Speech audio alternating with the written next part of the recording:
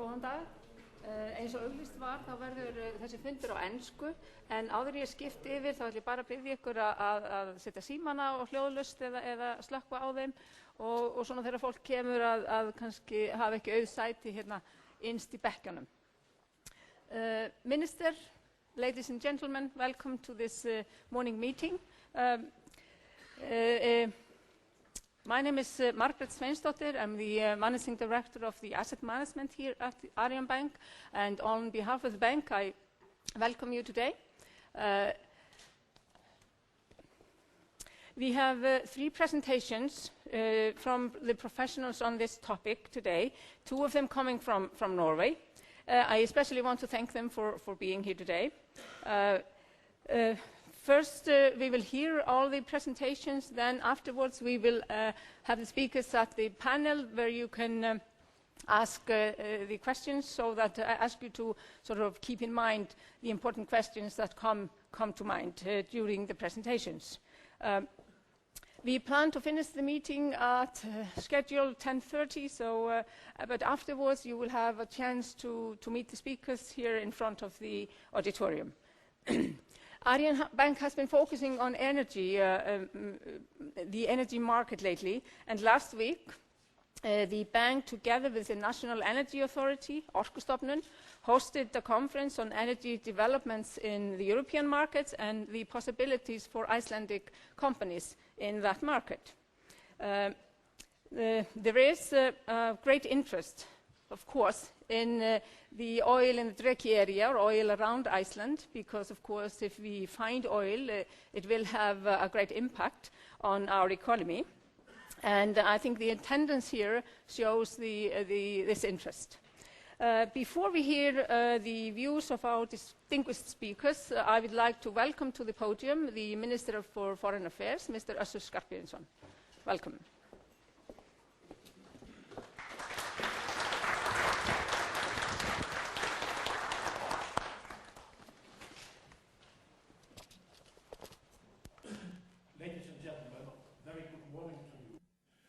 I must say to the convener that I would have to be included in the professionals that were introduced here. After all, I was derisively dubbed the king of oil by the opposition in Parliament due to my unending interest in the subject of oil. But I would also like to start by saying thank you to the Arion Bank for their optimism in the future of Iceland as an oil producer, as witnessed by this morning's meeting. And perhaps I should also thank the bank for giving me the opportunity to escape from the noise of the Icelandic politics today, because, as you know, that is not the place where you go to if you're seeking interesting and creative discussions. At least not these very days. And I would also like to welcome the Norwegian guests that sit here in the front row. They're very welcome here to share their vast and extensive knowledge and experience with us. And I think it is only fair to say to them that, and to the ambassador, my friend, that also is here, that with Norway we always have had a very strong, if at times somewhat complicated, relationship. All the times since 1100 years ago, when our blessed forefathers and foremothers fled their country to Iceland, set sails from the harsh taxation regime of the ancient Norwegian kings and came to Iceland.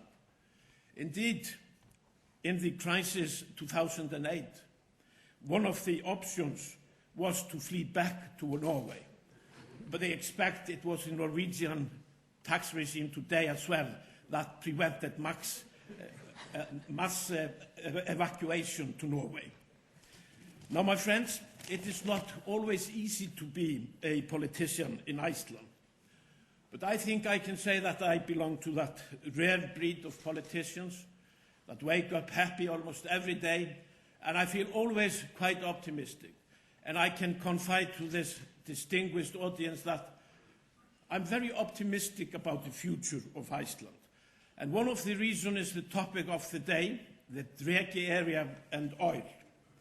It is one of the many opportunities that I see on the horizon, and if the next speaker doesn't knock me too harshly, I feel it is fair to say that in future the production of oil and service to the oil industries in potential oil fields of Iceland are likely to create some considerable wealth for our society, and this, however, is not quite only based on optimism. Those of you that know me know as well that I have had the good fortune to be happily married to a geologist that not only is an expert in geothermal, but who also sat for years on the first official oil committee of Iceland. And in fact, I think you could say that the pillow talk in our bedroom was geothermal and oil for a very, very long time. So it's quite an exciting marriage, as you can hear. Now, at the time, my good lady, she was privy to all the scientific data available on the possibility of striking oil within the economic zone, and she became very convinced that there is oil or gas to be found in Iceland, in fact, in more places than just in the Dreki area. Now, I can share with you that my secret of happy marriage is that my wife is always right. So when I became Minister for the Industry and Energy in 2007, my first task was to scrutinize all the old reports on the Dreki area. And I felt the available data at the time was quite strong, and it aroused in me an interest to the extent that I obtained the counsel of two unrelated experts from the oil industry in Norway, and also one from that mecca of the oil industry in the United States, Houston, Texas. And their advice was unanimous. All the seismic data pointed to the fact that the Dreki area is a potential oil field. At the time, however, the skeptics were not so few. In the ministry, we were not ready at the time to go for an international tender, and we needed actually quite a large sum of money to finance the last explorations to make that possible. And I had to slay quite a few dragons of my own, and it took all my powers of persuasion to convince the governments and finally the parliament that the money was well spent. Well, I succeeded. We went through with the tender, but this was the horrible year of 2008, the year of the Lehman Brothers, the global economic recession, and the legendary banking collapse in Iceland. And after quite a strong interest in the beginning, the initial applicants all withdrew because of the financial uncertainty. So I can tell you that my fame as the first oil minister of Iceland was quite short-lived, and I anyway never expected to become the president of the OPEC. But today, as you know, we are in the midst of our second tender, with 3 licenses expected to be issued later in the year to strong companies with experience in upstream oil production. And it is also of importance to note, since we have the ambassador of Norway with us here this morning, that on her side of the dividing line between Iceland and Norway, and Jan Mayen, Norway is starting next year with exploratory drilling, and the prospects of the area were quite nicely emphasized in the last oil report of the Norwegian government. Today, of course, we have stronger evidence than we had in 2007 and 2008 for oil in the area. As a lot of you know, last year a Norwegian research vessel was on her way to do some exploration on the potential oil fields of East Greenland and stopped by in the Dreki area in the site of a very steep submerged mountain that rises off the seafloor. She actually found 3 separate evidences of oil. I want to emphasize to you, however, that despite the material wealth that might possibly accrue to Iceland from oil in the Dreki area, we have to tread very, very carefully. In my early years as a politician, my first ministerial portfolio was the Ministry of the Environment. My PhD is on fish, and I'm very much aware of the dangers to nature that are attached to possible oil accidents in the Arctic, and especially to Iceland and her economy that, as you know, is based on clean nature, clean production of food, and an unspoiled image. And in this context, I think we must be fully aware of 4 facts. Firstly, we can expect that upwards of 2025, we can possibly have up to 3 oil fields operating north of Iceland, off the east coast of northern Greenland, in the Jan Mayen waters, and in the Dreki Area. Secondly, Iceland is situated, so to speak, in the effluent of the Arctic Ocean. These future oil fields, especially the one of Greenland, are the mothers of the oceanic currents that flow to the south on both sides of Iceland. And thirdly, although oil is a biological substance that degrades in nature, it does so very, very slowly in the extreme temperature of the north, and the chemical catalysts that are deployed to break it down in case of accidents either do not work or are very, very inefficient at the low temperatures of the high north. And the fourth is accidents happen. What happened in the Gulf of Mexico was a disaster, and should an accident of a similar magnitude occur in any of those potential 3 future fields north of Iceland, it would be a much greater catastrophe. So my conclusion is that oil production in the Dreki area and other potential fields of Iceland should therefore only be permitted on basis of the highest environmental standards available, and at the same time we must also ensure that the proper security infrastructure needed in case of accidents is in place when we start. Now, in my 4th government, and having been a Minister for Foreign Affairs for the last 3 years, it has also been my privilege to continue to engage with the Dreki area, but from a different angle and in a much broader context. One of my first tasks in the ministry was to define energy and the Arctic as being among the key pillars of Iceland's foreign policy. And there I would especially like to highlight one key point: regional cooperation. In regional context, it seems to me only natural to view the energy triangle north of Iceland, extending from East Greenland to Jan Mayen, as one entity. Infrastructure and service for this area will most likely be interconnected, and I am firmly of the view that Iceland, because of her geographical position, excellent transportation links, and good infrastructure, should be the center for the main service to all these areas. And this topic I have already discussed with the Greenlandic Premier Kubik Kleist, and we have both agreed that the 2 countries should cooperate when it comes to developing services and infrastructure in the energy triangle. I've also brought this several times up in conversation with my Norwegian friend and colleague Jonas Gahr Støre, and we have agreed to engage formally in discussion on the subject later in the year when I visit Norway.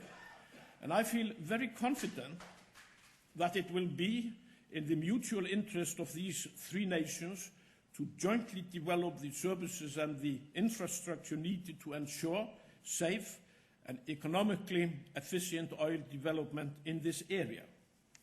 Finally, in Iceland, we need to make sure that future revenues from the oil industry are sustained and developed.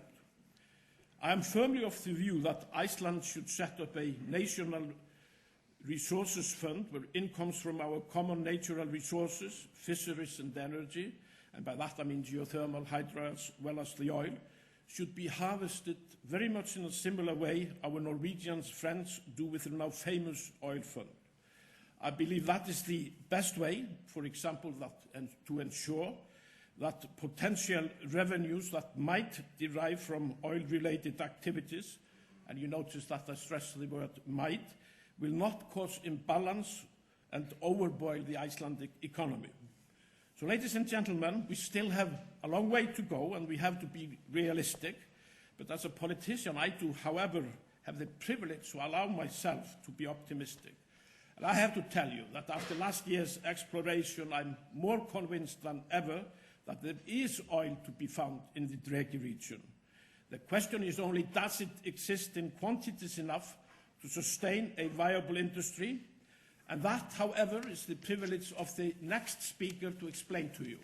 Thank you very much.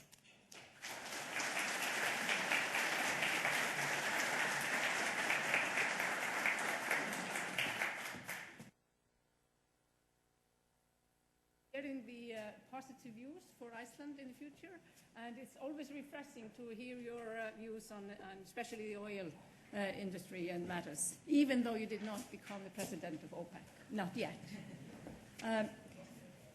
The first presenter today is Mr. Þórarinn Sveinn Arnarson, and he will discuss what has already been done in oil research, what the situation is today, and how likely it is to find oil. Thina Margrethe Saltvedt will then discuss the economic implications of finding oil. And finally, Mathis Kongrud will discuss the Norwegian experience, which Iceland can hopefully learn from, as the ministers mentioned before. As I mentioned, we will take the questions after the three speakers, and hopefully we'll have time for lively discussions. And as I said, also after the meeting. Þórarinn Sveinn Arnarson is the manager for hydrocarbon exploration at the National Energy Authority, or Orkustofnun. He completed a doctorate in marine science from the University of Washington, Seattle.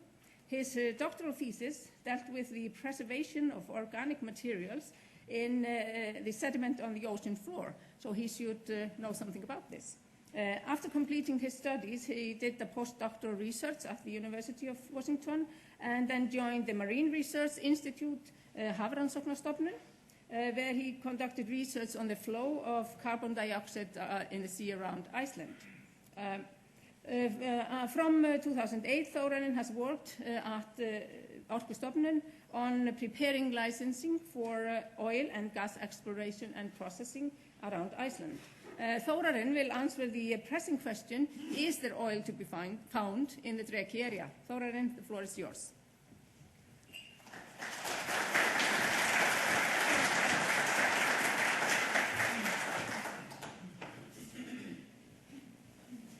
Minister, ladies and gentlemen, I would like to start by thanking Arion banki for inviting me to give this presentation. First, I want to see if I can set the time here so I have some idea of how long this takes. So I will title of my talk is there oil to be found in the Dreki area? So I will be start to talk about the exploration of the Dreki area, the research that's been done. I will talk about some of the new results that have been coming out, like the Minister Össur was mentioned. We have had some very exciting results lately, so I'll go into that for a bit. Then I will discuss our fiscal regime, the taxation of potential hydrocarbon profits. Then go into the licensing. My agency, or the Orkustofnun, is the agency that takes care of licensing of hydrocarbon exploration. And then I will talk about what's next, what happens after our licensing round. First, as a startup, I think maybe it's good to kind of get all of us onto the same page on how oil is formed, so we have some idea of what conditions need to be present so we can start pumping, so to speak. There are a lot of things that have to fall into place so that there is workable oil in a certain area. One of the key kind of the thing that needs to be present is the source rock, Móðurberg. This is sedimentary rocks that are rich in organic carbon at the right conditions, the right temperature. They heat up and start expelling oil or gas. represented by these arrows that are getting squeezed out of the source rock and getting pushed upwards in the sediments. Then there are other things that need to be in place. You have to have some coarse material, sand or something, called the reservoir rock, or Geimisberg, where the oil has space, or gas has space to be in. And then that's not enough, but you also need to have something to seal, something. It's going upwards, it's being pressured upwards, so it has to stop somewhere. So you have to have some sealing, cap rock, or thatquag. And it also, the cap rock, it can't just be flat. You have to have some kind of fold or some structure where there's space in the sand for the oil or gas to be. So all these conditions need to be in place for there to be workable oil in a certain area.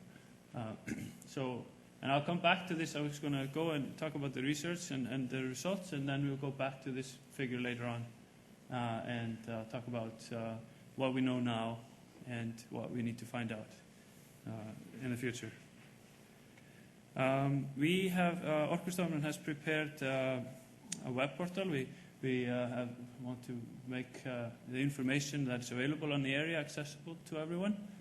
So this is online.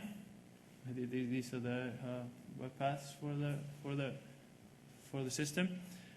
So in this, you can click on different data sets that are available.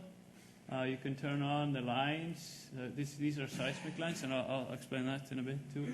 So data sets are available. You can click on a line and you find information on it and the survey that is involved and how you can access it, where you can get the data, buy it, or order it from for free, depending on the data sets. Then below that you have the kind of the topography of the area, the shape, the landscape, and then also you have the names of the different features made by Haukur Jóhannesson, the geologist. He based on Völsungasaga. So you have features with Fáfnir, or dragon name, things like that. So Sigurður was the slayer of Fáfnir, for example. So historical names. But since we don't have, this is far offshore, so we don't have kind of names of these features from the sailors. So we decided to make new names for these features. Here is just an overview of the data some of the data that's available. These are seismic, so this or endurkasmælingar in Icelandic. Basically, just a ship is towing a long cable behind it. These are hydrophones or ears. Basically, they are listening for sound waves, and then there's an air gun that makes a loud noise at a certain period, and the sound waves go into the sediments and come back up, and gives kind of an idea of the cross section of the sediments. These data here are data that are.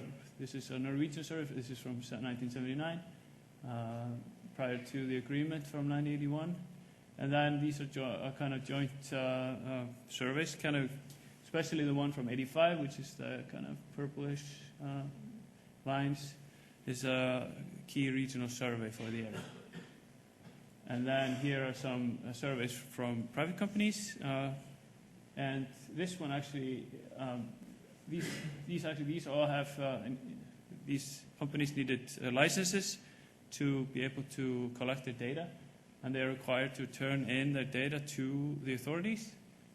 To us in this case, and then as a part of the license, there's a requirement that after 10 years the data becomes public, so we can give this, for example, this data set publicly or freely away, and so on. So this is so the companies get 10 years to sell their data sets, and then after that the government or the authorities take care of that. Just to kind of explain that to you. There's also been some drilling and sampling in the area, but these have been scientific wells, but drilled in 74, 1983, and 95. These are kind of the yellow and or the circles, green that one too. And these are scientific holes, but they don't go very deep, but they give us a very good idea of the kind of surface, the kind of shallow part of the area, but doesn't go deep enough to say anything about the oil or gas potential. Surface samples can be very useful for seeing if there are seeps coming up of oil or gas, and there's some sampling like that have taken place by the Soviets in 73. So these are the diamonds. That's the Soviet ones, and then we, along with NPT of Norway, we collected samples in 2010, and this is a picture from that cruise. This is the piston core, or the system we use to collect the sample. Basically, it's just a weight on top of a tube with a piston inside, and we send it down, and it can collect up to a 6-meter sediment core. Again, on the web portal, I showed this data set here, part of it. This is the multi-beam bathymetric data from Hafró, or Marine Research Institute, collected in 2008. This was part of the strategic environmental assessment of the area. Was to map it. We had only a certain amount of time to collect data, so we decided to go for the parts of the area that we thought would be most interesting to look at. Also, these parts of the area are the ones that have the most richest kind of the topography. And then in 2010, Norway did the same on their side, using actually Hafró did that for them. That is this map here. This is a very large map exercise. Took 3 weeks, I think, so approximately. And here's just a close-up of that, and you can see all kinds of features on the tops of the ridge. So this is a flat ridge. It's been eroded. That's the reason it's flat.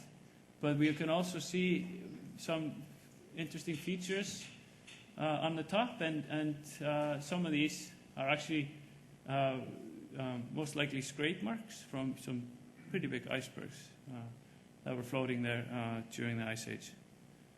So, and I mean, this is at something like 800 meters water depth, so it's pretty big icebergs.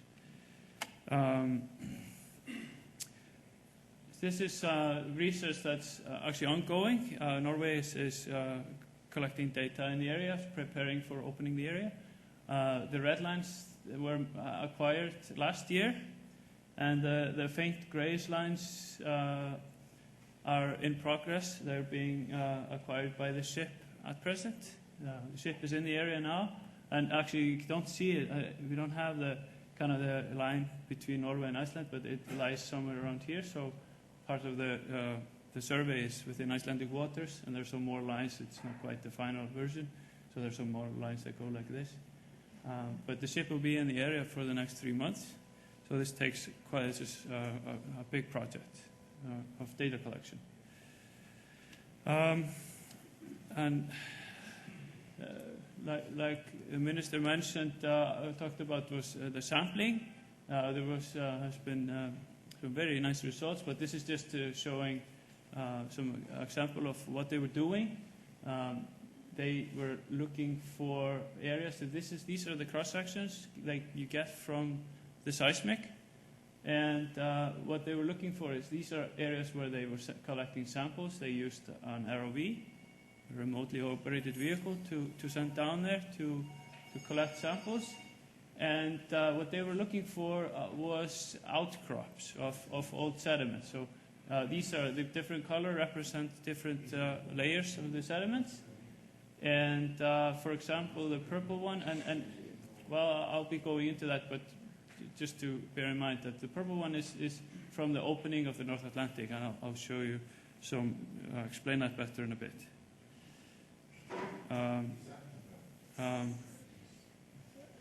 last summer, this is the map of where they collected the samples. The stars are the sampling sites.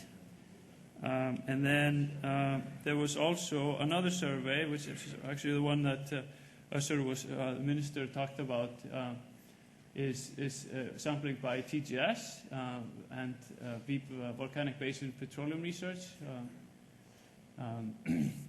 And what they were doing was they were collecting samples both of East Greenland and in the Dreki area as well.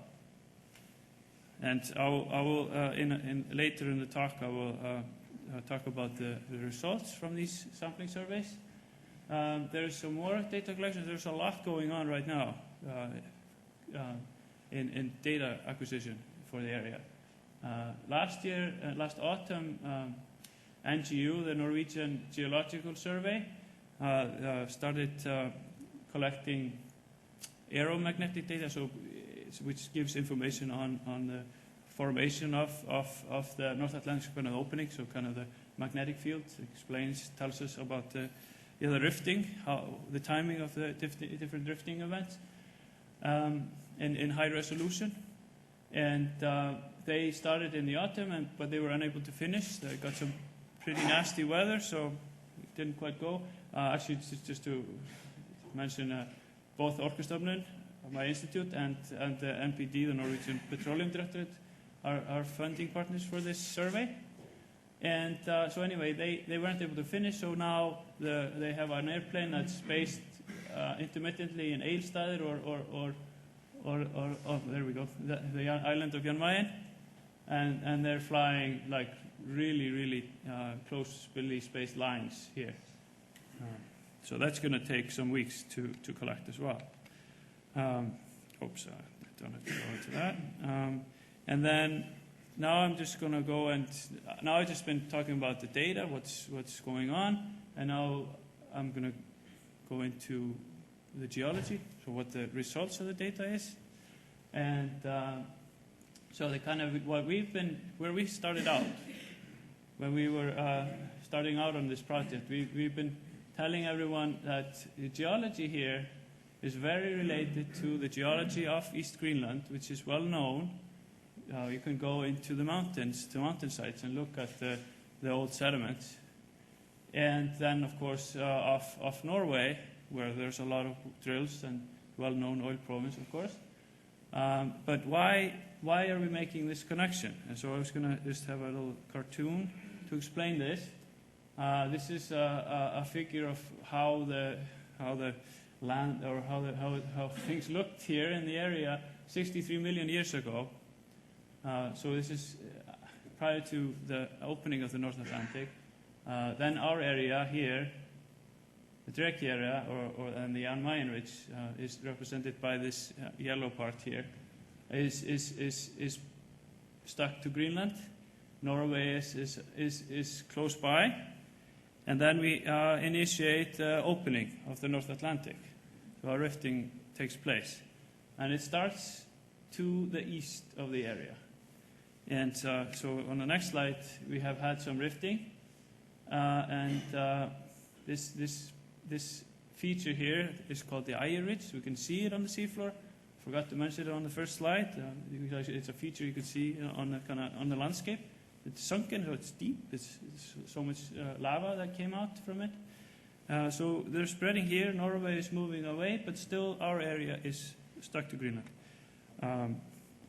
And here we have some more spreading, and some more. Norway keeps moving away, and now the Eye Ridge becomes extinct. It stops. There's no more spreading here, but the spreading jumps to here, to what we call the Kolbeinsey Ridge.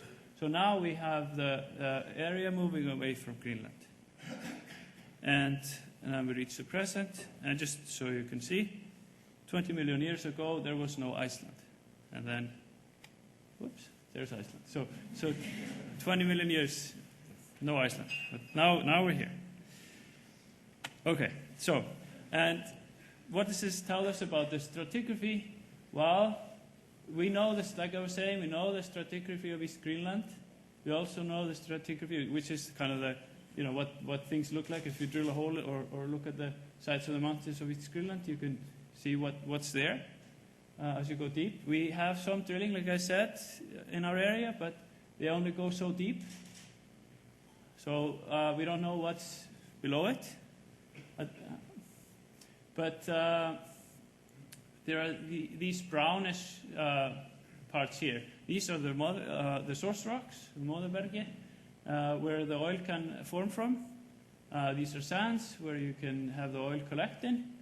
And then there are other places of interest. But the question is, okay, you have this here in East Greenland, and you have this in Norway, but why wouldn't you have it in the Dreki Area? And so on. But that's kind of a question we've asked, so it's a big question. But we have some information on which I'll explain in a bit. It gives us some has been very positive news.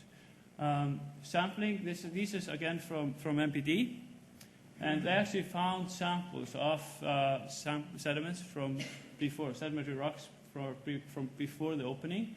They found sandstone, which can act as reservoir rocks, and also rocks from the same age as the source rocks I was showing on the graph before. And they're working on the analysis. Here's just a slide. I don't really need to go into that, but just an example of some of the samples they found. They found samples from Crete, early Cretaceous, and they also had, so you have the ages here. So the oldest samples they found was from the Permian, so very old stuff, 250 million years old. So very exciting results. Here's the path to information on the results. And that's again another slide on this, just showing close-up of their sampling site. And again, this was done with a remotely operated vehicle. And then there was another survey, like I mentioned, by TGS, and they confirmed these results, the presence of these old rocks here below. This is the layer of when the North Atlantic opened. So again, we get samples showing, confirming the presence of rocks older than that. And then, but on top of that, they actually found samples that suggest seepage of Jurassic oil. They actually found oil in this kind of seeping through the sediments. So very, very good news. So again, back to this one, really, so now with these sampling surveys, we have here and there, we have samples. So we can say, okay, this is here, and this is here, so on. So this helps a lot with our interpretations. And it's, of course, much cheaper than actually going and drilling a well. Again, now we're back to this image here. And now we have confirmation that we have source rocks there. We have confirmations that this is taking place. We have oil formation, and it's going upwards. We know now that we have the reservoir rocks there as well. But, of course, we don't know exactly if the cap rock is present, and, of course, we don't know the things that can, there are uncertainties, like if you have a cap rock and you have the structure, but the track, but you could have fault kind of cracks through it, so the oil leaks out. So there are things, a lot of things that needs to be done to study, explore the area, of course, and that's where we're going. Now, before I go into the licensing, I was just going to have a few words about the fiscal regime, and I have to move quickly here. But anyway, we have a fiscal regime that was established, was accepted by Parliament last year. It was revised, completely revised for this licensing round that just finished. And the tax regime is a combination of the fees, licensing fees, the general corporate income tax, production, which is 20%, production levy, and the special hydrocarbon tax. And I was just going to explain briefly the production levy and the special hydrocarbon tax. The production levy is a royalty, so it's basically taking a fixed 5% of the sales value of all hydrocarbons that is extracted. And this is actually an operating expense, so it can be deducted from the hydrocarbon tax. The special hydrocarbon tax is levied on profit, and it's a standalone tax. The tax rate here, the formula, it's progressive tax, and it's relative to profit ratio. So you basically calculate it by taking the profit ratio and multiplying that by 0.45. Meaning that if in theory, if you have a 100% profit ratio, the maximum hydrocarbon tax, special hydrocarbon tax rate can be 45%, adding to 20%, giving 65%. And this is just a table of an example, taking an income of 100, expenses 50, giving a tax base of 50, and the profit ratio then is 0.5 multiplied by 0.45, and then you get 23%, just for an example. And we made some other revisions prior to the licensing round on the hydrocarbon tax, taking the prospecting license out, so this is kind of more technical issues. Ring fencing, we abolished that. And now there's no requisite to, we had this in the previous version of the Act, that the company is required to establish an Icelandic company. Now we have a branch of a company registered in the EN and EEA country adequate. So on to licensing. We, Orkustofnun, National Energy Authority, we grant licenses in accordance to the Hydrocarbons Act. We have different kinds of licenses. I've been talking about some surveys that were done for companies that got prospecting license. And these are non-exclusive, so we can give these sorts of licenses to many companies in the same area. And these last for a maximum of 3 years. Then we have licenses for exploration and production of hydrocarbons, and these are exclusive licenses, so we can only give one company or one license group the license to a certain area. So just one per area. So they kind of get that just to themselves. And the exploration phase can be up to 12 years, and they can extend it up to 16 years. And the production phase is 30 years after that, if all goes well with the exploration. Our licensing round completed in April. In that we got 3 applications, one from Aecon Energy, one from Ferro Petroleum and Iceland Petroleum, one from Valiant Petroleum and Kolvetni.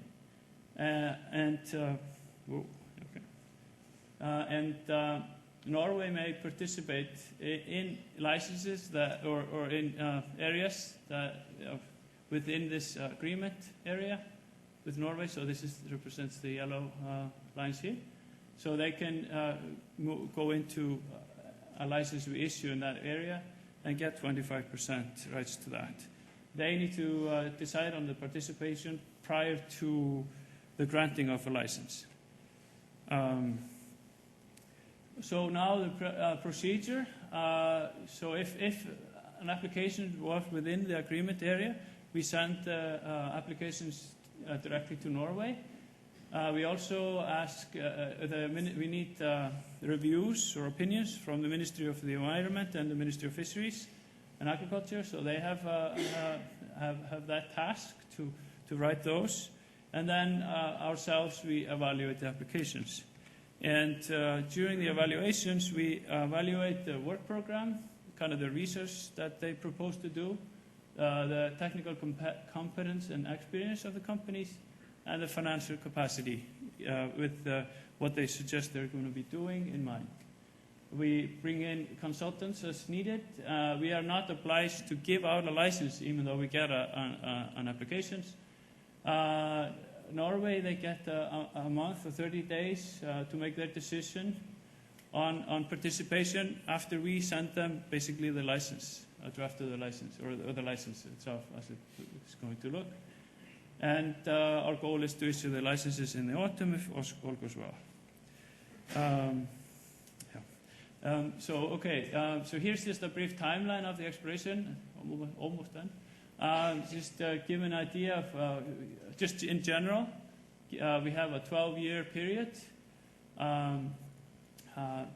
First, beginning with analysis of the existing data, and then moving into, at these arrow points, there's a decision point for the company to decide if they like the results.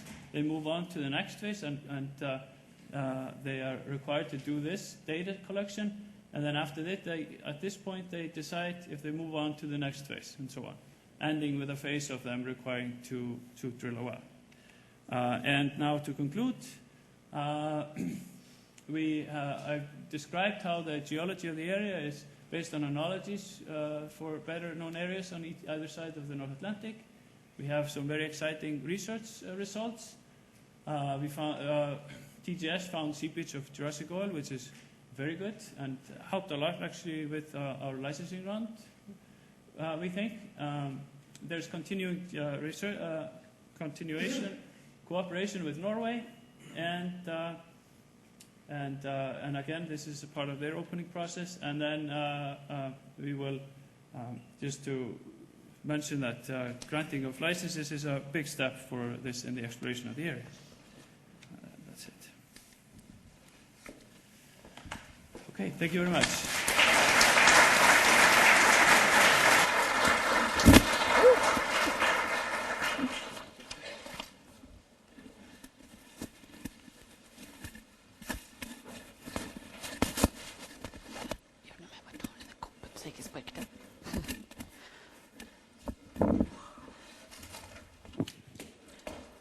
Thank you, Þórarinn. I'm sure there will be some difficulties we've faced along the way as with these technical issues here. This was very interesting, and I'm sure it raises also many more questions than we answered here today.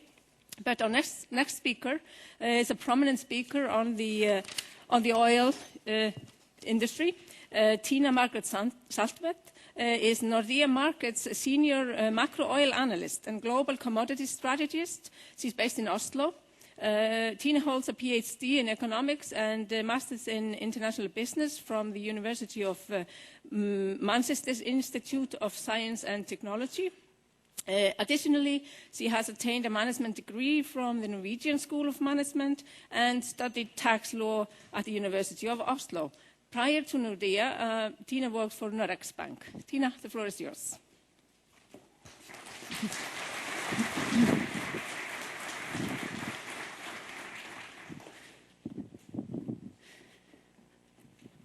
Good morning, everyone, and thank you very much for letting me come here and have a presentation about the oil market in such an interesting period of the Icelandic economic history.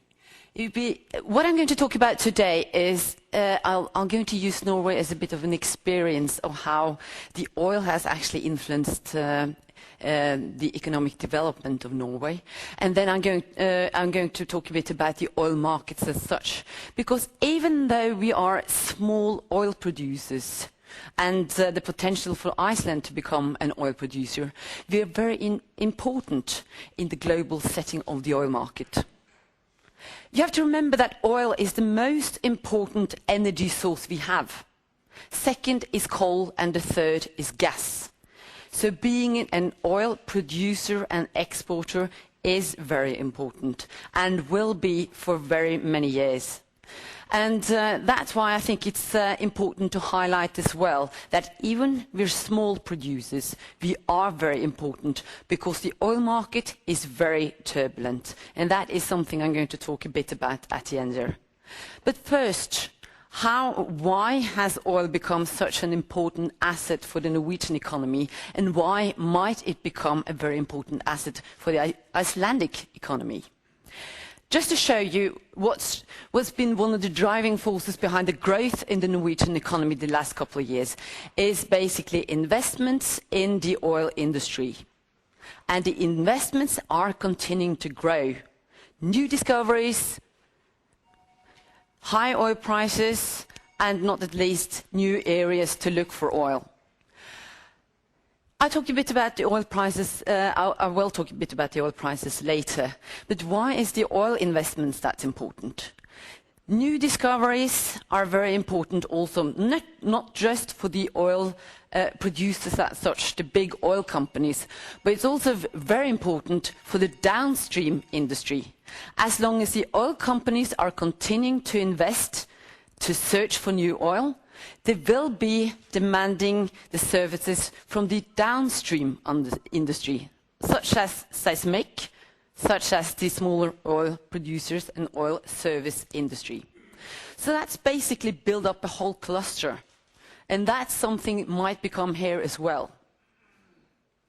So as long as you have the oil production and the investments going, it's also very important as a contributing source for the whole economy and for the demand for other kinds of services as well. So oil investments are important. How has the oil investments then influenced the Norwegian economy? Well, just to show you here, I mean, we have had oil production since 1970, but still, we're not the oldest producing country in the world. You see that oil is almost, or take up almost 1/4 of the total growth in the world, or in the Norwegian economy. This is just the oil industry as such, but then you have all the related industries. Remember, where you actually produce oil, you need bakeries, you need all kinds of services, you need shops. So this is not even part of this story. So oil is actually much more important than you can see from these figures. Almost half of the export we have comes from oil and gas. And even now, when we have these turbulent times, I mean, our main target for most of the export is Europe. But even in these turbulent times, they need oil and they need gas. Oil and gas energy is basically the drivers of the economic growth around the world. And it's very important now to develop, but it's also very important for example, developing countries to get access to oil energy. So this is important to remember. It's not just that it's for the national economy, but it's also very important for the global economy and not at least developing countries to get access to energy. What I'm trying to show you here is the map of Norway, and these different colors shows you the unemployment. The unemployment in Norway is very low, and that's mainly because we have a large oil industry, and of course many other industries as well, but oil is the most important industry we have. The red part of Norway is basically where we don't produce much oil at the moment. In the north, I think it will change color. But that's an unemployment rate around 3.2 to 3.4%. And this is a time when Spain has 25% unemployment rate. At the west coast of Norway, you see it's a very light yellow color. There is the unemployment rate 2%. It's almost too low. And this is the main area for oil production as well. It's actually so difficult to find engineers that they actually have to bid up prices. The unemployment is 2%. It's hardly anything, and it's almost too low. So this is how the oil Norway is shaped. You see the unemployment or the employment in Norway is very centered around the areas where we actually produce oil and also fisheries. Another thing that the oil, basically the oil wealth has given us is the flexibility. Flexibility, especially when we have periods where it's difficult to get basically when the global economy has had recessions. Norway has come through these periods quite okay. And why is this? Because we have been quite good at how to handle the oil wealth. And I'm not going to talk very much about that because that's the next speaker's topic. But just to show you how much flexibility basically the oil fund is giving us. Every year we can have, like, we budget for a deficit, and this deficit is approximately 4% of what we expect of the income of this fund. The yellow line here is how much this 4% rule is saying we can use every year. So, and the blue part here on the top figure is basically how much we're actually using. And if you look at the area around 2009, during the financial crisis, one of the reasons why we didn't have such a downturn in the Norwegian industry was because we were pumping a lot more of this money into the Norwegian economy. So we used a bit more than this fiscal rule is saying. What's happening now then? Now we're afraid that actually the growth can be a bit too much, which basically overheat the economy when our trading partners are having a more difficult time with the economic growth. Well, basically then we use a bit less than this fund or this fiscal rule is saying.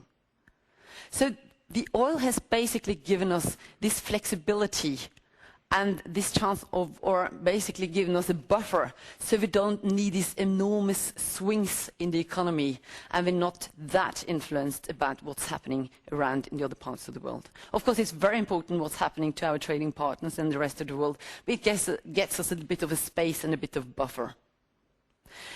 One challenge, though, and that's, I think it's important to highlight that as well, but one challenge is that most of the economy is moving in one direction. And this is something we see now, that more of the sources are directed to the oil industry, the gas industry, and it's more difficult for the other parts of the industry.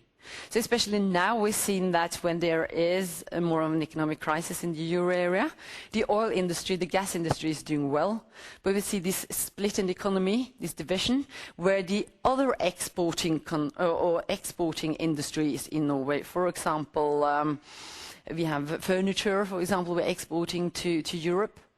They are suffering a bit because the oil also influences the exchange rates.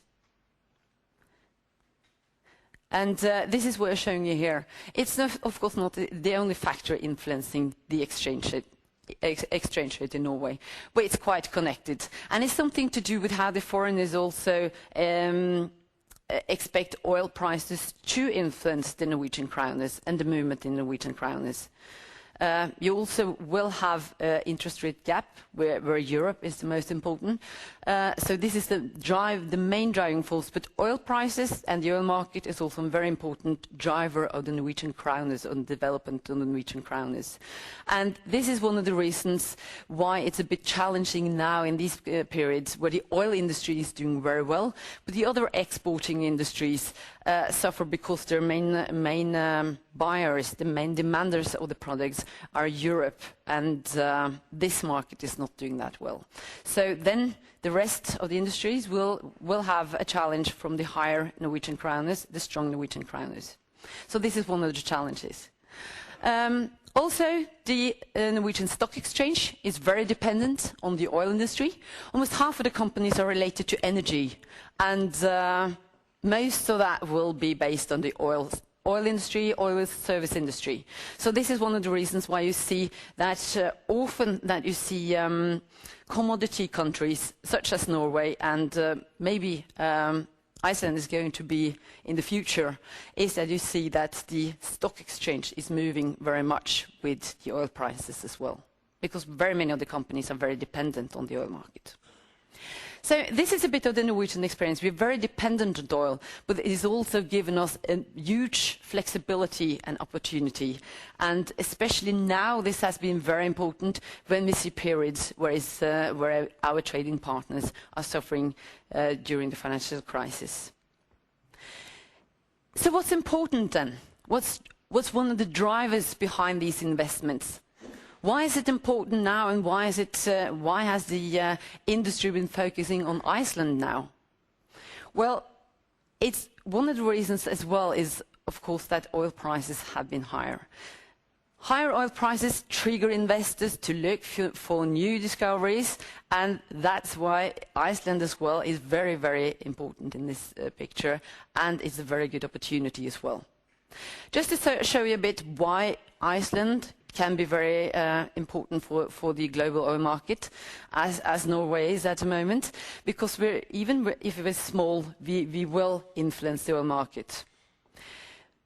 What's driving the oil market at the moment? It's a lot of political risk, it's a lot of political issues, and that's why being a stable oil producer, a stable oil exporter is important, especially in times when the politics is maybe going even more than the economics. So how do they see the oil prices? How much do the oil prices need to be for example, the north of Norway or Iceland to be interesting to produce? Well, oil prices have to be about, in Norway you need an oil price between $40 and $70 a barrel, and I guess Iceland need an oil prices around $70 a barrel as well, maybe higher. What do we think about oil prices going forward, and why is it interesting to start producing here? Well, I expect that oil prices will continue to climb going forward, and that's because in parts of the world oil production has reached a peak, and now it's falling. Every year you have to add a new almost between 8 to 10 million barrels of oil every day to be able to keep the oil production steady, and then we basically have to increase that production because the growing economies such as India, China, Brazil, Russia, they need more energy to boost their economic growth and an increasing living standard. So higher oil prices are important. How has actually the oil prices been moving lately? It's been very, very turbulent, and this is one of the reasons why we see that it's important that we have stable producers. Because we're so dependent on some political unstable countries to be able to produce enough oil, that we see these large swings in oil prices. Very much lately influenced by the turbulence, the political turbulence, but also, of course, the economic risk. So this is just to show you what kind of sources is actually triggering the oil price growth we've seen, but also what's behind the movement in oil prices going forward. Another important factor is moving from being an oil importer to moving to become an oil exporter means that you will have a different situation when it comes to import and export. If you look at this, oil prices will also have a different influence on the economy. What I'm showing you to the right-hand side here, oil prices reached the high, an all-time high in 2008, when it reached almost $150 a barrel. And for an oil producer, that sounds fantastic. But not necessarily. Because if you're an oil producer, you're very dependent on that somebody actually buying your oil. And if oil prices goes too high, that will be a big drag on the economy for the oil importers. So what are we seeing now? What are basically the European area facing?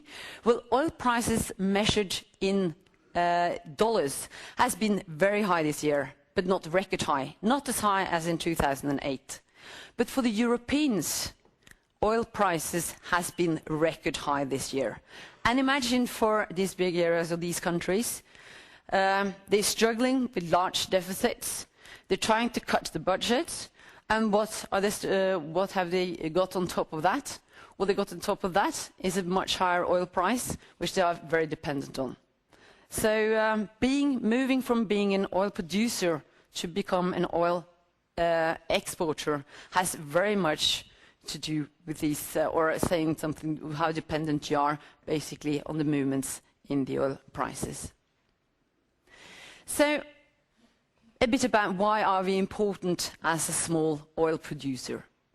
If you remember last year, we had this enormous increase in oil prices, and basically because there was a lot of turbulence, we had the Arabic Spring, and these are the main oil producers in this area.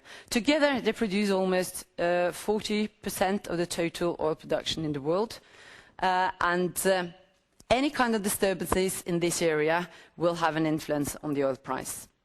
Why is that then? Is it because we don't have large inventories? We don't have spare capacity? We don't have that much spare capacity. Spare capacity is basically the ability to open the taps when you need more oil. And that flexibility is very small.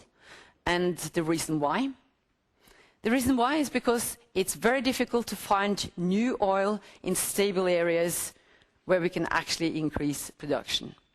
So just to show you how important it is to be small and small exporter, this is the 15 largest oil exporters in the world. And look at Norway is number 5, between 5 and 7 on this scale. If you look at the 13 rest of these oil exporters, I would call the rest 13 of them, except from Canada, more political unstable countries. These are the countries we are dependent on to get enough oil out to the market. And imagine then, when you have all this political turbulence, how vulnerable the world are in case of this political turbulence going on. So this is why Iceland can become very important as well, even as a small producer. Because even you are a small producer, you will probably be exporting a lot of that oil. So we'll be, of course, it will have a very big influence on the Icelandic economy, but it will have a big influence on the total oil industry as well. It is important to have stable oil producers. Where are the reserves around the world then? Well, the reserves, the producers we have to depend upon in the future, are most in the same zone, in the Middle East. And this is why I think this just underlines how important that we find actually oil outside this area to be able to be more flexible, not that dependent on more political and stable countries. Then I talked about how much is the ability to turn up the taps when we really need it. Well, what I'm showing you here is basically the countries in the world who can actually turn up the taps when the oil is needed in the market. And that's basically one country in the world, and that's Saudi Arabia. So we're very, very dependent on Saudi Arabia as an oil producer.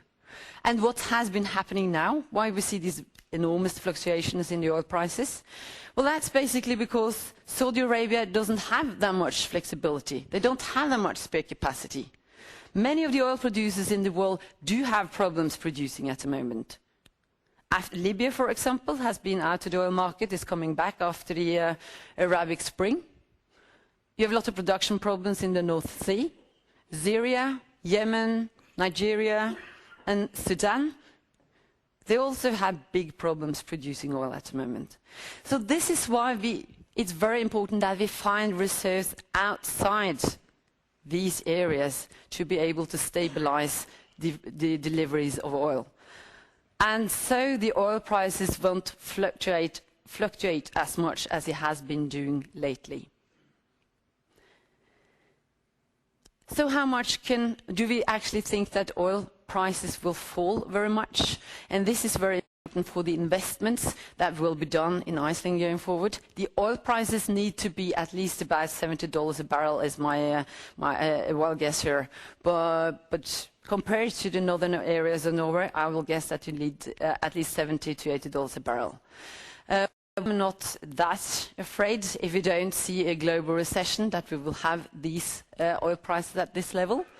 Well, basically because after the Arabic Spring, the biggest oil producer, which is Saudi Arabia, they have basically been throwing a lot of money into the economy to be able to stabilize it, to try to avoid the same kind of political uprising we have seen. So how much do they need as an oil price now? Well, they need an oil price of $80 a barrel and increasing for at least the next 5 years. This means that if something, well, as soon as oil prices starting to move beyond the barrel or beyond the price of $90 a barrel, you will see at least Saudi Arabia cut oil production, sending less oil into the market. So in that kind of sense, the oil production in these areas will have some kind of support if we're going into an area with more economic troubles. What I'm trying to show you here is basically how much need the oil prices to be to start producing in different areas. And this is why I'm saying I expect Iceland to be around this area, like we have in the North Sea, to more expensive projects in the North Sea. So I think that even if you have some economic troubles, the OPEC will help to cut prices. Of course, they can't cut, or they don't control more than 40% of the oil market. It's still 60% they don't control, but at least we will get some help to get these projects going. This lies a bit as well, because you remember this is the marginal cost of what it costs to start a new project in these areas. But it doesn't say that the oil companies want dividends as well. So you should put on top of that $10 a barrel. So you need oil prices around $80 to $90 a barrel to start new projects. And at the moment, I'm not very afraid that we will see oil prices moving below that area, and not, as I showed you at the start here as well, for a long time, because I think it's difficult actually to be able to increase production as much or increase new capacity as much to follow the growth in demand. There has been some interesting movements though, and this is why higher and increasing oil prices after a while triggers new growth in production. Oil market has been very slow. If you compare it to other products, when prices increases, normally you will start producing more. But this hasn't happened in the oil market. If you look at this graph, it basically shows you the oil prices and the natural gas prices. And we haven't been able to produce more, even though oil prices has basically been booming since the start of 2003. And what's the reason for that? It's more than one reason, but one thing is that it takes a lot of time to before you actually start drilling until the oil is up from the ground. So in the North Sea, that takes approximately, on average, 10 years from you start drilling to actually see the oil. 6 to 10 years, but the slowest project has been around 10 years.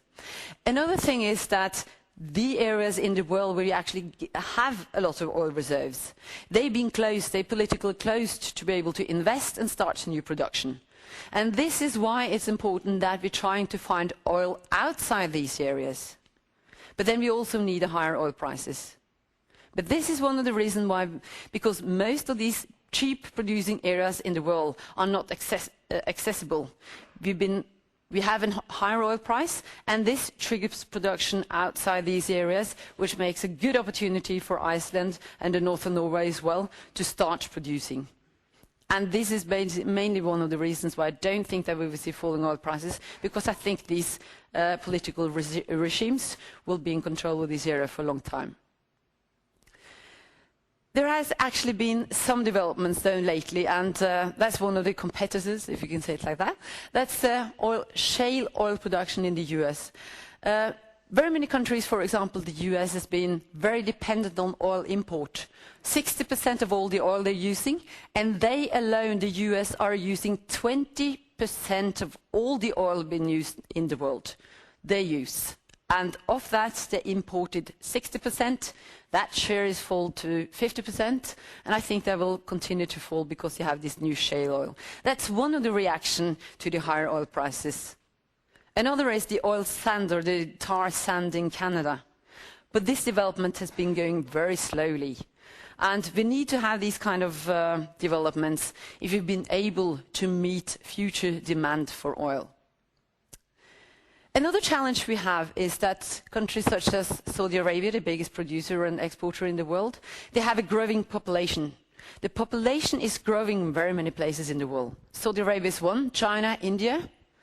They also have an increasing standard of living. And this is basically where we should see the oil going forward. As an oil exporter, you will probably look more to the east, because these areas, to be able to continue the growth they have lately, is basically because they have access to energy as well. So Saudi Arabia, as a large exporter, they also have a challenge because they have used now a lot of stimuli packages, a lot of money to be able to control, to try to avoid a new political uprising. That means that their capacity is going to be flat. They will use more of the oil internally because they have a growing population, a growing standard of living. That means that it will come less oil to the market if they don't invest more in the oil industry. So this is another source that gives it very important that we have oil resources, other places outside these very important producing areas, and also given good opportunity for countries such as Iceland and Norway. So who are the big oil consumers in the world? I told you US is using approximately 20% of all the oil. EU is another one. No wonder it is suffering quite a lot now because they're importing a lot of oil as well when the oil prices are high and they're struggling with large deficits. But these are the oil, basically the oil consumers very dependent on oil now. Where we're going to see the growth in the future, the more important in the future, that will be countries such as China, Brazil, India, Russia. So these are the growing economies. If you look at this, if you take this picture and go 20 years ahead from now, I guess it would look very, very different. We're seeing that the OECD countries, Europe, use Japan, they're getting less and less dependent on oil. They're more service-related industries, while in the emerging economies, they're getting more and more dependent on oil. And at the end there, what are basically we're using the oil for? Most of the oil we're using, and this is why we think that we will be dependent on oil for very many years to go ahead as well. We're using it for transportation. And imagine when we have a growing population in large populated areas, such as China and India, growing living standard, so the car fleets are booming in these areas. Well, they need more energy as well. And in this area, we don't hardly have any competitors. There's hardly any product who's been able to compete with, for example, petrol, diesel on the transportation side. On the other areas, the higher oil prices has been that industry, for example, have been moving to either coal, gas, or hopefully in the future as well, more environmental friendly energy sources. The transportation sector doesn't have these kind of competition at the moment. So this is where we expect that more and more of the oil will go. And when the living standard is increasing as well, then basically the freights around the world are buying more products. The freight fleet, the car fleet, and road transportation will take up an increasing share of what we're going to use the oil for. So basically, being an oil producer, of course, with this outlook for the oil market, that will, of course, give a totally different economy and totally different income source. For Iceland. I see a very good prospect with this, with actually the dependence on oil in the transportation sector as well. And this gives a good opportunity, because when you have climbing oil prices, this gives investors opportunity to go into these areas. And of course, with a limited access to the more cheap producing oil in the world, I think it looks quite bright for small oil producers as well. And I hope I've managed to underline how important even being a small producer is for the world economy, because it's very important to have a stable producing and exporting country within this more turbulent world. Thank you very much.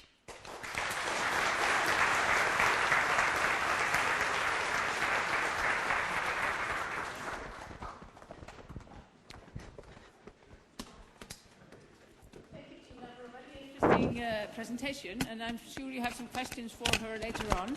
But last but not least, we have Mathis Kongrud, the Deputy Director General in the Norwegian Ministry of Finance.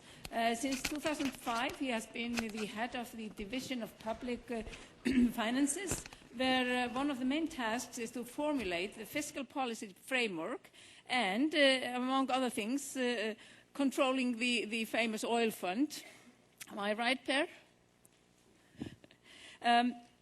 Kongrud has also worked in the economics department at the OECD, mainly on fiscal and structural policy issues. He is going to talk about how best to handle the oil wealth and talk about the experience of Norway.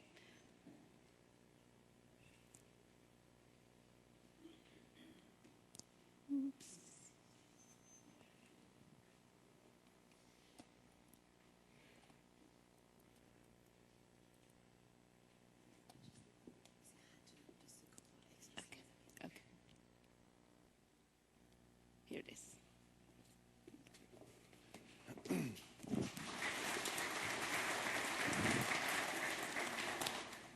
Yes, thank you. And thank you for the invitation to participate at this conference. Large oil resources is, of course, a huge gift from Mother Nature, but it is also it comes also with some challenges. And one of the key challenges is how to best handle the wealth so that you will make the most out of it. My focus will be on fiscal policy, drawing on Norway as, and the Norwegian experiences. My main point will be that, you will need to have a clear strategy for how to spend, when to spend, the oil revenues, and this strategy needs to be backed by a solid framework and sound, good institutions. Well, how to manage petroleum revenues so that they can give basis for a permanent wealth increase. You can see some of the challenges clearly from this chart. The red line here shows the Norwegian government's net oil revenues coming into the budget from 1970 or in the early 1970s and up to 2060. And of course, it's estimates going up to 2060, but well, we don't know exactly the profile, but in the end, we know that these revenues will go to zero. So one of the really striking features here that one has to handle is the bell shape.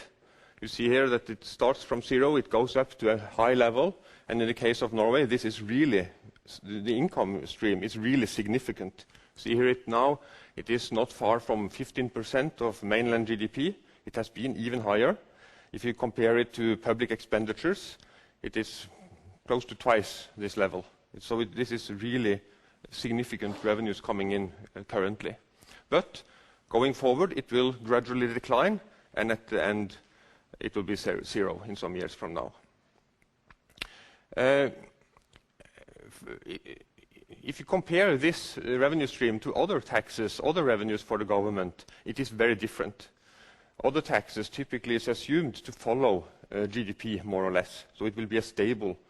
We will have business cycle fluctuations, but over time you expect to have a rather stable income stream to fund public expenditures. That's not the case here. You see that from this bell shape.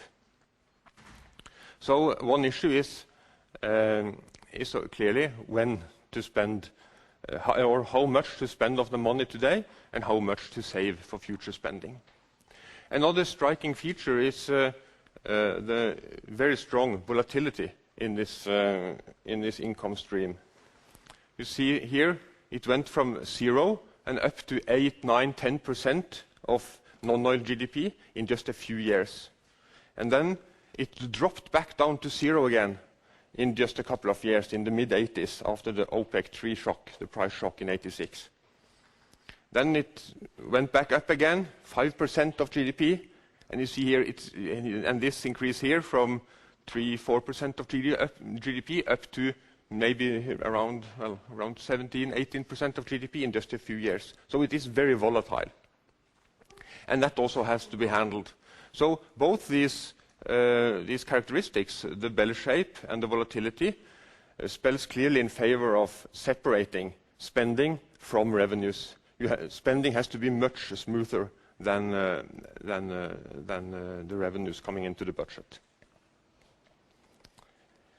Well, how has Norway coped with this? The black line here is spending of oil revenue, our measure of spending of oil revenue.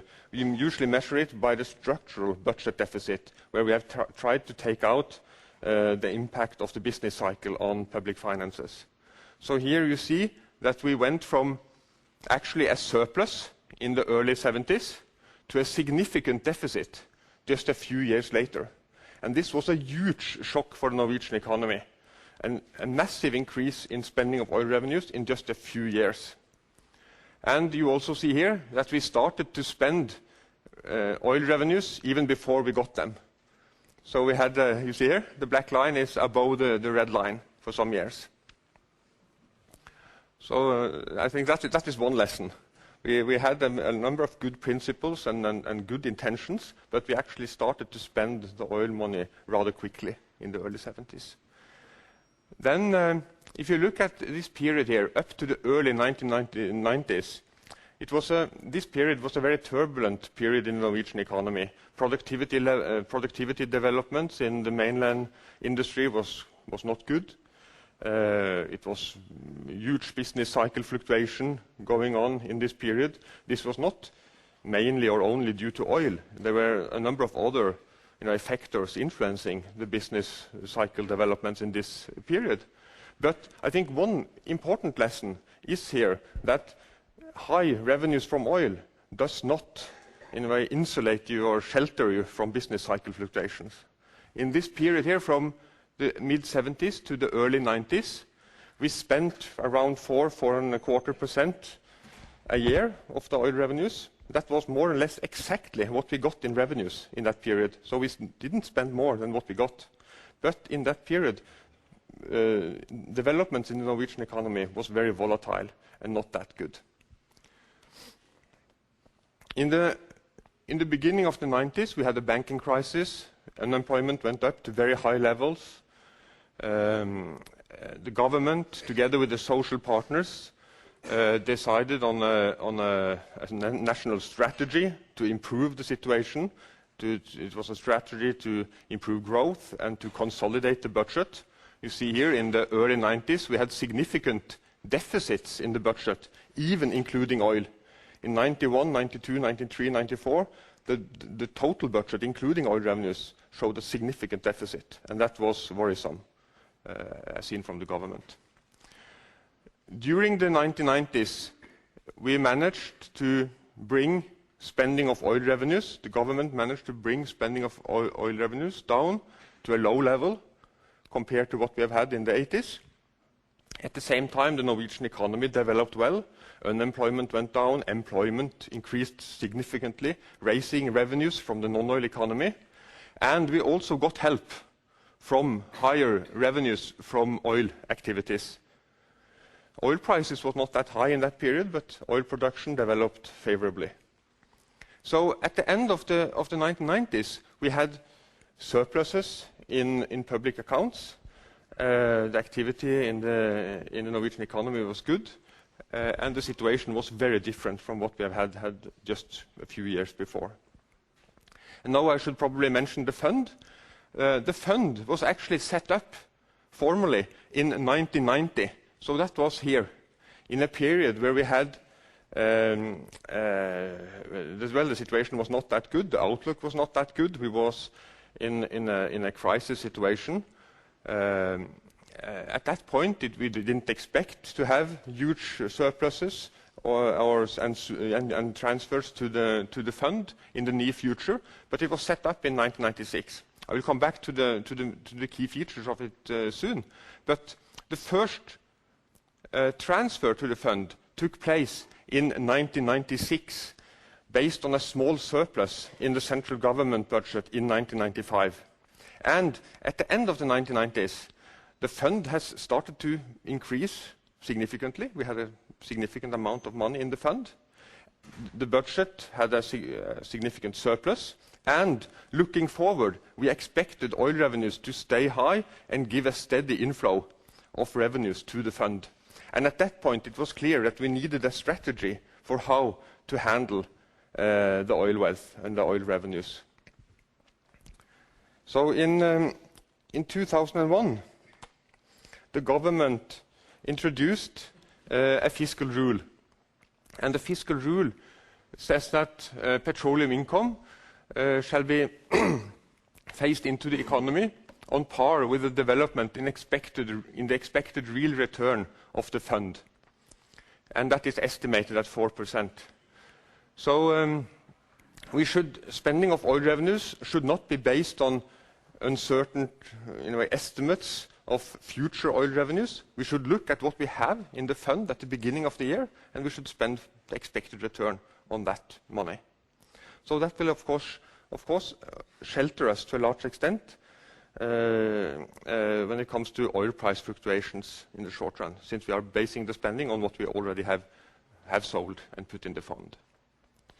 And then we should still put considerable emphasis on stabilizing the economy. The rule is very flexible.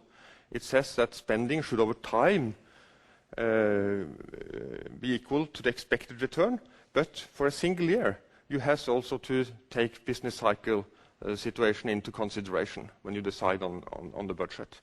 And automatic stabilizers should be allowed to operate. So that therefore we still focused on the non-oil structural budget deficit.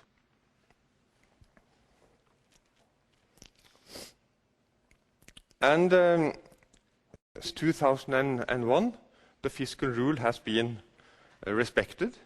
If you look at the period up to 2011 or 2012 as a whole, you see here that we started out from a low level.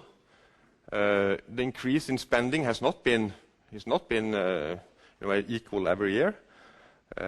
We had a significant increase in 2002, 2003. At that point, we had a cyclical setback in the economy, and that was a way of dampening the impact on the Norwegian economy. Then we held back on spending in 2006, 2007. At that point, we had a cyclical, the activity level was very high. It was a need for holding back in the fiscal policy. And then in 2009, we had a significant increase again in spending of oil revenues. You see here that current spending is significantly below the 4% path. These numbers here are from the revised national budget. I think you used the figures from the national budget last autumn. So the discrepancy or the spending is somewhat lower now. We think it is somewhat lower now than what we thought last autumn.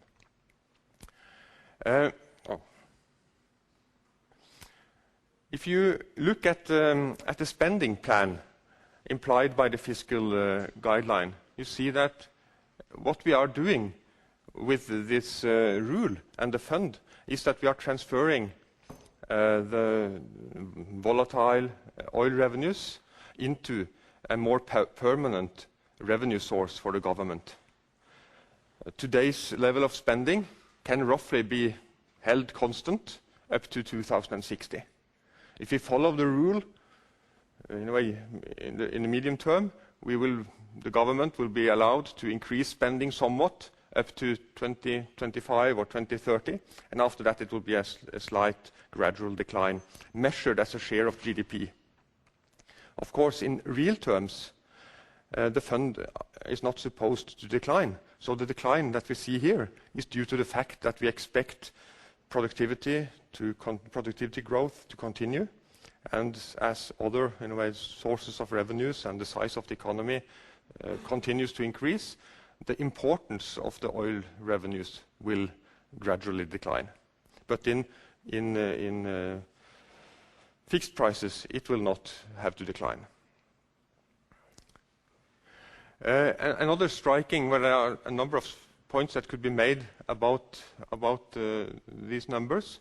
You see here that the level of spending that we have today is not very high compared to what we had in the 80s and early 90s. So we have increased spending of oil revenues significantly over the last decade, but the level we have seen before. We have been here before with this sort of spending, with this level of spending.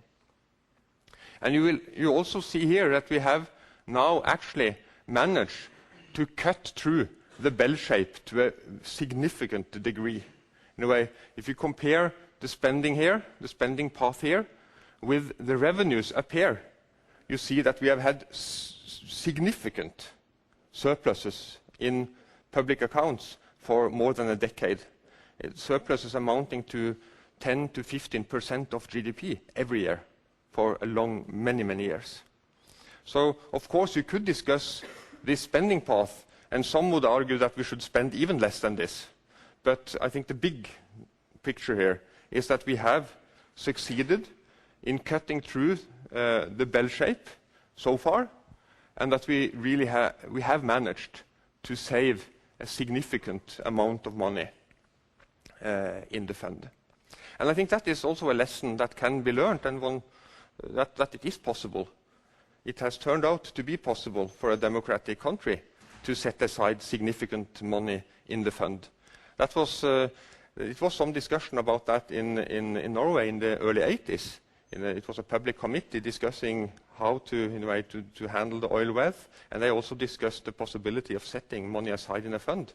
And at that stage, they thought it, in a way, a bit unrealistic that it would be possible for the government to set aside, to run huge surpluses and set aside such a significant fund as we now have done.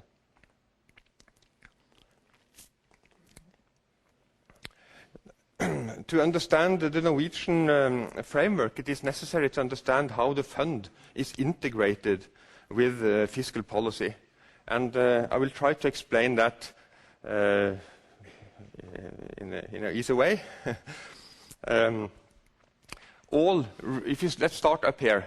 All revenues, both revenues, non-oil revenues, taxes and so on, and oil revenues are reported in the budget. And as we see it, that is an important first step.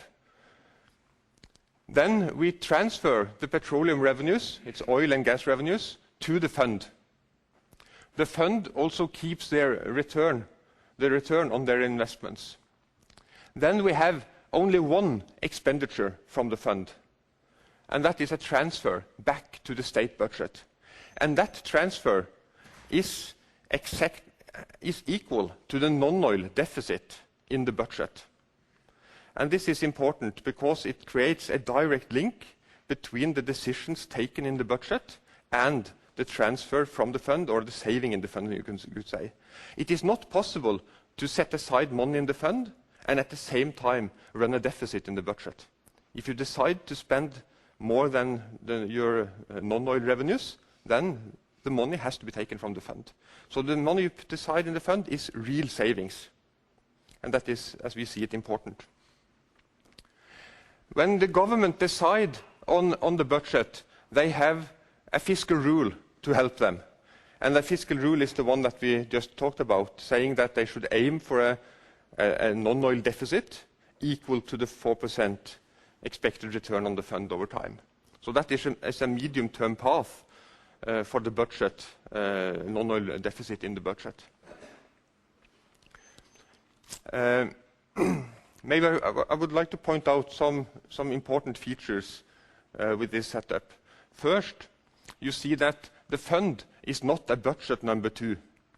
That is very important as we see it. The fund is a construction that is, it is building on existing institutions, and it is a way of trying to strengthen existing institutions. It's a way of trying to strengthen the budget as an institution. So when you decide on the budget, you decide also on what to set aside in the fund for future generation or future spending. So it is not a budget number 2. You will also see, it follows from this, that we don't have any form of earmarking. The government decide on spending in the budget, they decide on expenditures, consumption, they decide on investments, and they finance that with non-oil revenues and oil revenues taken from the fund.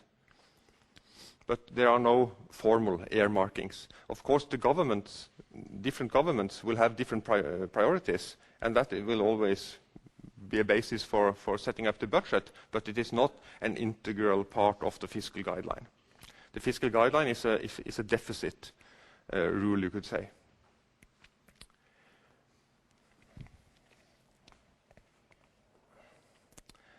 I think I can skip this one, but it's just to one problem with oil revenues is that it is very difficult to make precise forecasts of oil revenues in the future, and we have experienced that several times. Most notably in the mid-80s, where oil prices fell abruptly in just a few months. You see here, this is our estimate in the long-term program from 82 to 85. We expected oil prices to continue to increase. In the long-term program from 86 to 89, we expect it to stay at a high level. See here, this forecast here was not that bad. Actually, we hit it a couple of times. But that was merely because oil prices, in a way, were very volatile. And you see here that we have had very low forecasts, and it is not completely updated here. This is the forecast that we had in the long-term program in 2009. Oil prices went down in 2009, and it has gone up again. That is not included shown in this chart. But currently, our forecasts are based on an oil price of close to $70 a barrel going forward. But given our framework, short-term developments in oil prices are not that important for fiscal policy because we are linking the spending to what we have in the fund. So over time, of course, oil prices is very important because it will decide how much money we get into the fund over time. But in the short run, fiscal policy is sheltered in a way by this framework. If you want to set up a sensible system for handling oil revenues and manage this system, you need to have public support and political support. And one big challenge with oil is to build this support and to build the necessary understanding that you need to be careful handling the oil revenues. It is very easy for some politicians and some voters to focus on the huge surpluses, the huge current surpluses in the budget, but that is not a good indicator and a good way of steering fiscal policy. So you have to educate them on how to handle the challenges involved, and some of that is of course related to be open, to be transparent with the production profile, the volatility, the problems associated with that.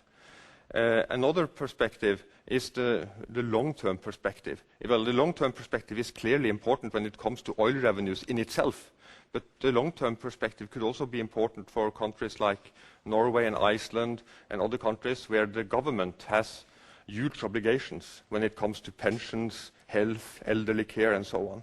Because then spending of oil revenues should also be seen in that context, in a way, the sustainability of public finances. And that is here just illustrated by the red line, showing expenditures on old age pensions going forward. And you see here, if you compare the impact of aging with the expected return on the fund, you see that we have a fiscal gap going forward.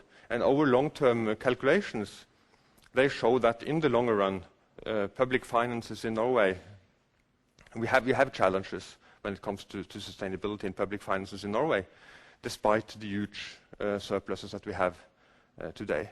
And that is a very important message to convey. And I think we have been quite successful in that. That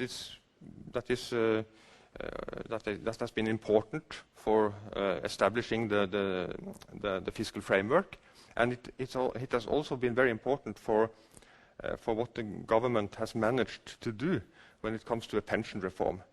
As you may know, the Norwegian government, or in Norway, we introduced a new pension system as of 1st January 2011, and it is quite remarkable, I think, that it was possible for a government to introduce and to undertake a huge pension reform, cutting benefits and increasing work incentives in a situation where you actually had surpluses in the area of 10 to 15% of GDP. I don't think you find many, well, you don't find many countries without surpluses, and even fewer that has undertaken a pension reform. So the long-term perspective is important. Another perspective, which is a variation of the same, is to look at the whole national wealth and not only the oil wealth, because it is important to remind ourselves and others that oil wealth is just one part of the national wealth, one part of the wealth that will give us consumption possibilities and welfare going forward. And in the case, this is the estimates that we have done for Norway. And you see here that the value of labor participation, productivity, is very, very important if you look at this in a long-term perspective. If you take the net present value of different of labor and compare that to an estimate of the oil resources. This is the oil resources still expected to be in the ground, and here financial assets also include the government pension fund. So you see here that if we want to be a wealthy country, a rich country in the decades to come, it's not enough to focus on oil and oil revenues. We need to have a focus on the non-oil economy and to develop the labor force in particular. If you do something wrong here, the costs could easily outweigh the benefits you have from oil. And I think that is the experience from many countries around the world, the resource curse, that you have some benefits from oil, but you may have done other things that in the end gives you a bad outcome.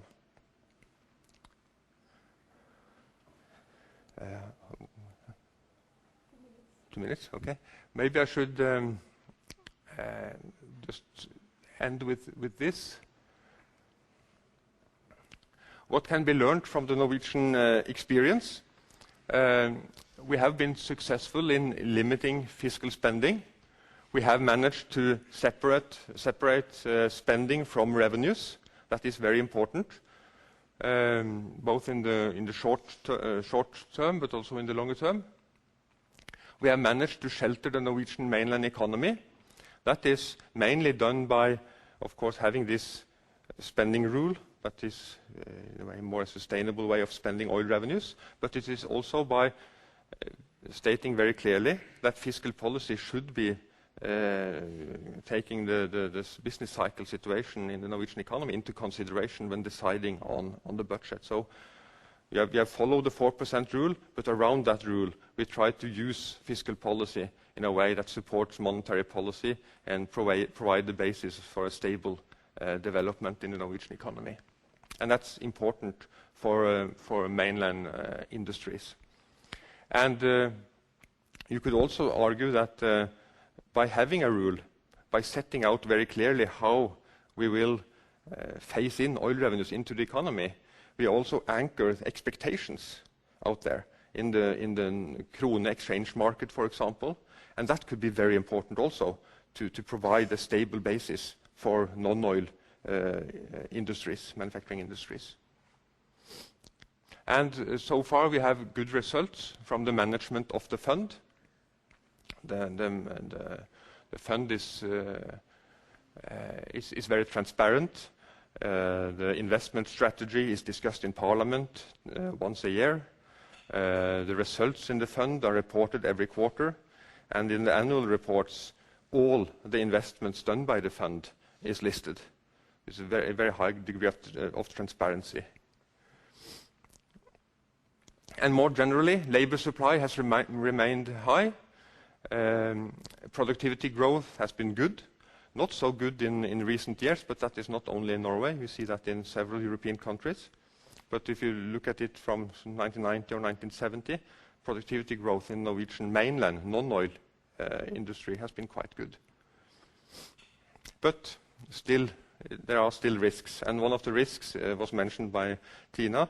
The cost level now, there are some, the high activity in the oil industries in Norway has probably played a role in pushing up costs. The cost level, the cost competitiveness of the Norwegian mainland industry is not that good. For the time being, that has been masked by very good, or by terms of trade gains, giving high profitability in many industries in Norway, and that has masked the high cost level, high wage costs. But of course, terms of trade gains, well, it may not continue, and it could also go into reverse, and that will put some of our industries in a very difficult position going forward. I think I will stop there.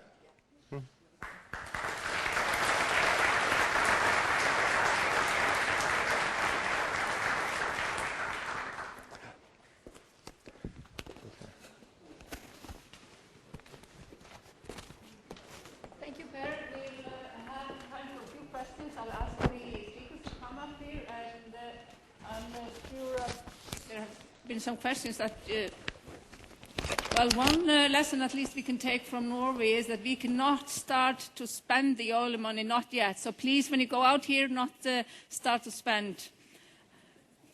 We will have microphones here, and please, if you can state your name and to whom you direct the questions.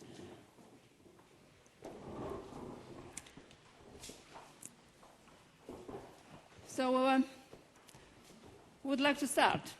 Well, while you're sort of thinking of the questions, I want to ask you, Thina, you mentioned that, well, half of the companies on the Oslo Stock Exchange are energy-related, mostly oil, and that probably has had an impact on the market. But what about the impact on the other part of the economy? Have you sort of estimated how much that is? Not the direct oil impact, but the other part of the economy?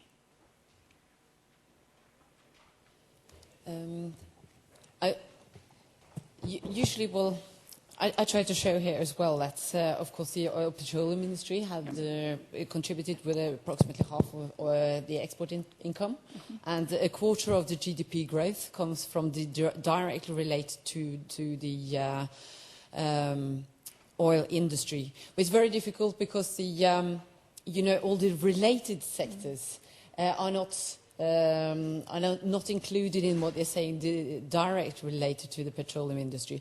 But if you include all, the services with nothing to do with oil, for example, you need to go to the hairdresser or you need to go to the shops.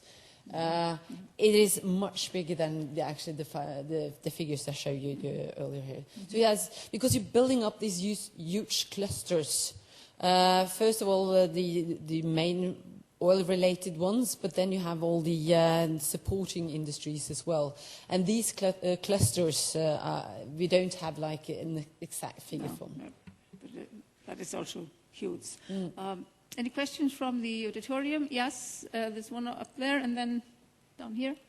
Hello, my name is Hafsteinn Hauksson, and I'm an analyst here at the Arion Bank Research. I'd like to thank you both, or all three of you, for wonderful lectures.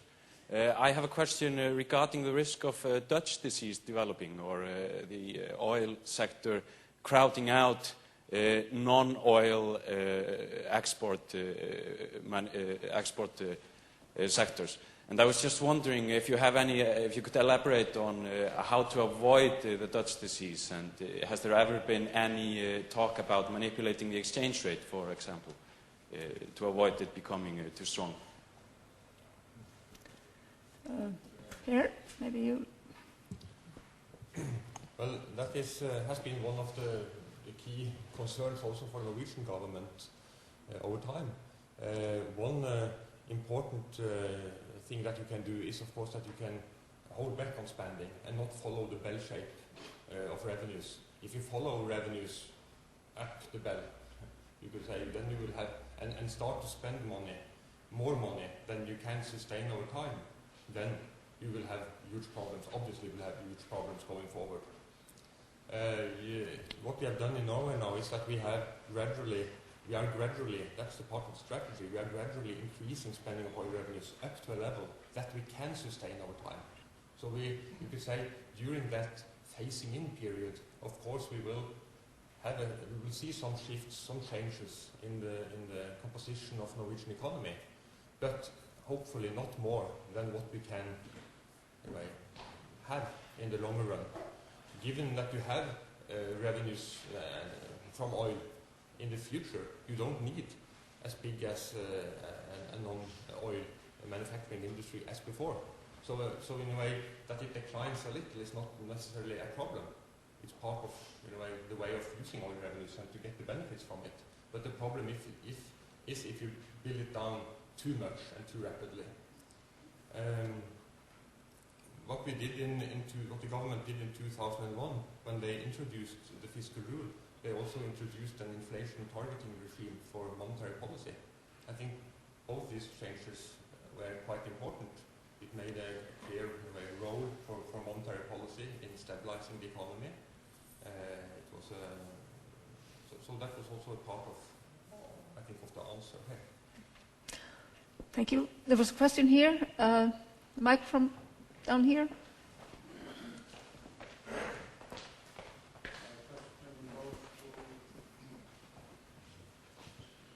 My question goes to Þórarinn. I noticed that one of the slides that flashed by as you were doing your presentation was one that concerned geomagnetic surveys, I think. Possibly I may have been mistaken in that, but the fact was that during the Cold War there was a great deal of work done by NATO or by our NATO base to survey the bottom of the sea as to geomagnetic characteristics, because that was used to locate subs as they were moving over that area. And they used planes to fly over the area, and they would notice a discrepancy in the geomagnetic data, and from that they would determine, okay, there's a sub over here or something like that. Now, have you gained access to these data by probably kept by NATO somewhere? No, actually, I don't think what we have for the area, we have a very good data set for magnetic data around Iceland. That was measured in the 60s and 70s. But I don't know if the NATO data is included in that. But further offshore, it's like I was showing, there is really a big gap east of Iceland in the data sets. And if there's NATO data there, I wouldn't know. But now we're measuring.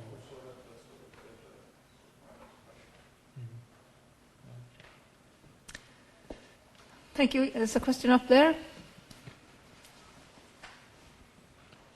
Given that Norway has several possibilities when it comes to the exploitation of oil and gas, and also I understand that Russia has invited Norway to take part in the exploitation of the huge Russian resources of the northern coast of Russia. Where does exploitation of the Jan Mayen Ridge figure on the list of priorities in Norway?